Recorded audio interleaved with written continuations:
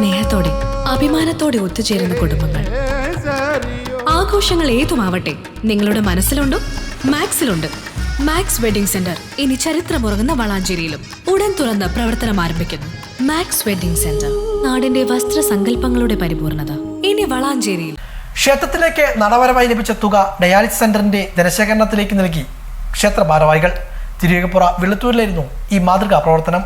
തിരുവേഗപ്പുറ പഞ്ചായത്തിലെ വിളത്തൂർ CH സെന്ററിന് കീഴിൽ പ്രവർത്തനം ആരംഭിക്കുന്ന ശിഹാബ്ദങ്ങൾ ഡയാലിസിസ് സെന്ററിന്റെ നിർമ്മാണ പൂർത്തീകരണത്തിലേക്കുള്ള ധനശേഖരണമാണ് ഇപ്പോൾ നടന്നുകൊണ്ടിരിക്കുന്നത്. ഇതിന്റെ ഭാഗമായി മെഗാ ബിരിയാണി ചലഞ്ചും സംഘടിപ്പിക്കുന്നുണ്ട്.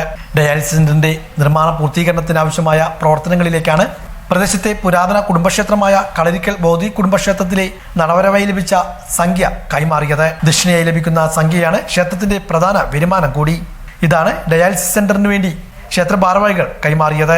മാതൃകാപരമായ പ്രവർത്തനമാണ് കളരിക്കൽ ക്ഷേത്ര നടത്തിപ്പുകാരിൽ നിന്നും ഉണ്ടായതെന്ന് ഡയാലിസിസ് സെന്റർ ഭാരവാഹികളും പറഞ്ഞു. ക്ഷേത്ര ഭാരവാഹികളായ ഗോപിനാഥൻ കളരിക്കൽ, അജേഷ് കളരിക്കൽ എന്നിവരും ഡയാലിസിസ് സെന്റർ ഭാരവാഹികളും ചടങ്ങിൽ സന്നിഹിതരായിരുന്നു.